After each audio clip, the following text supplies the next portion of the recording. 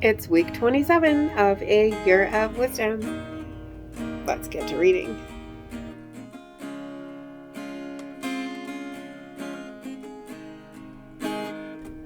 Day 183. Job 2. Again, the day came when the sons of God came to present themselves before the Lord, and Satan also arrived among them to present himself before the Lord. And the Lord said to Satan, "Where do you come from?" Satan answered the Lord, "From roving about on the earth and from walking back and forth across it." Then the Lord said to Satan, "Have you considered my servant Job? For there is no one like him on the earth, a pure and upright man, one who fears God and turns away from evil. And he holds firmly to his integrity, so that you stirred me up to destroy him without reason." But Satan answered the Lord, "Skin for skin. Indeed, a man will give up all that he has to save his life. But extend your hand and strike his bone and his flesh, and he will no doubt curse you to your face." So the Lord said to Satan, "All right, he's in your power, only preserve his life." So Satan went out from the presence of the Lord, and he afflicted Job with a malignant ulcer from the sole of his feet to the top of his head. Job took a shard of broken pottery to scrape himself with while he was sitting among the ashes. Then his wife said to him, "Are you still holding firmly to your integrity? Curse God and die." But he replied, "You're talking like one of the godless women would do. Should we receive what is good from God and not also receive what is evil?" In all this, Job did not sin by what he said. When Job's 3 friends heard about all this calamity that had happened to him, each of them came from his own country: Eliphaz the Temanite, Bildad the Shuhite, and Zophar the Naamathite. They met together to come to show sympathy for him and to console him. But when they gazed intently from a distance but did not recognize him, they began to weep loudly. Each of them tore his robes, and they threw dust into the air over their heads. Then they sat down with him on the ground for 7 days and 7 nights, yet no one spoke a word to him, for they saw that his pain was very great. Proverbs 2. My child, if you receive my words and store up my commands within you, by making your ear attentive to wisdom and by turning your heart to understanding, indeed, if you call out for discernment, raise your voice for understanding, if you seek it like silver and search for it like hidden treasure, then you will understand how to fear the Lord, and you will discover knowledge about God. For the Lord gives wisdom, and from his mouth comes knowledge and understanding. He stores up effective counsel for the upright, and is like a shield for those who live with integrity, to guard the paths of the righteous and to protect the way of his pious ones. Then you will understand righteousness and justice and equity, every good way, for wisdom will enter your hearts, and moral knowledge will be attractive to you. Discretion will protect you, understanding will guard you, to deliver you from the way of the wicked, from those speaking perversity, who leave the upright paths to walk on the dark ways, who delight in doing evil. They rejoice in perverse evil, whose paths are morally crooked, and who are devious in their ways. To deliver you from the adulteress, from the sexually loose woman who speaks flattering words, who leaves the husband from her younger days and forgets her marriage covenant made before God. For her house sinks down to death, and her paths lead to the place of the departed spirits.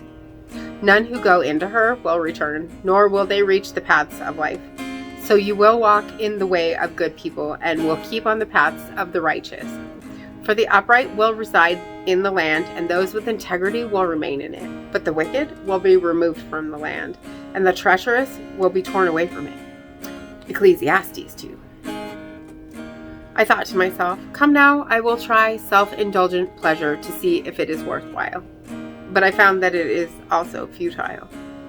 I said of partying, "It is folly," and of self-indulgent pleasure, "It accomplishes nothing." I thought deeply about the effects of indulging myself with wine, all the while my mind was guiding me with wisdom, and the effects of behaving foolishly, so that I might discover what is profitable for people to do on earth during the few days of their lives. I increased my possessions. I built houses for myself. I planted vineyards for myself. I designed royal gardens and parks for myself, and I planted all kinds of fruit trees in them. I constructed pools of water for myself to irrigate my grove of flourishing trees. I purchased male and female slaves, and I owned slaves who were born in my house. I also possessed more livestock, both herds and flocks, than any of my predecessors in Jerusalem. I also amassed silver and gold for myself, as well as valuable treasures taken from kingdoms and provinces. I acquired male singers and female singers for myself, and what gives a man sensual delight, a harem of beautiful concubines. So I was far wealthier than all my predecessors in Jerusalem, yet I maintained my objectivity. I did not restrain myself from getting whatever I wanted. I did not deny myself anything that would bring me pleasure. So all my accomplishments gave me joy. This was my reward for all my effort. Yet when I reflected on everything I had accomplished and on all the effort that I had expended to accomplish it, I concluded all these achievements and possessions are ultimately profitless, like chasing the wind. There's nothing gained from them on earth. Next, I decided to consider wisdom as well as foolish behavior and ideas. For what more can the king's successor do than what the king has already done? I realized that wisdom is preferable to folly, just as light is preferable to darkness. The wise man can see where he is going, but the fool walks in darkness. Yet I also realized that the same fate happens to them both. So I thought to myself, the fate of the fool will happen even to me. Then what did I gain by becoming so excessively wise? So I lamented to myself, the benefits of wisdom are ultimately meaningless.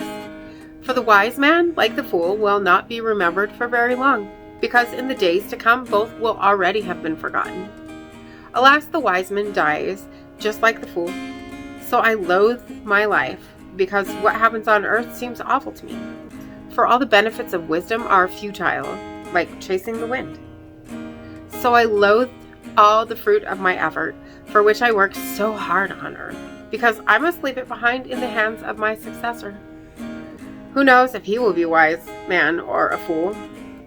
Yet he will be master over all the fruit of my labor, for which I worked so wisely on earth. This also is futile. So I began to despair about all the fruit of my labor, for which I worked so hard on earth. For a man may do his work with wisdom, knowledge, and skill. However, he must hand over the fruit of his labor as an inheritance to someone else who did not work for it. This also is futile and an awful injustice. What does a man acquire from all his labor and from the anxiety that accompanies his toil on earth? For all day long his work produces pain and frustration, and even at night his mind cannot relax. This also is futile. There's nothing better for people than to eat and drink and to find enjoyment in their work. I also perceive that this ability to find enjoyment comes from God. For no one can eat and drink or experience joy apart from him. For to the one who pleases him, God gives wisdom, knowledge, and joy. But to the sinner, he gives the task of amassing wealth, only to give it to the one who pleases God. This task of the wicked is futile, like chasing the wind. And as always, thank you so much for being here today.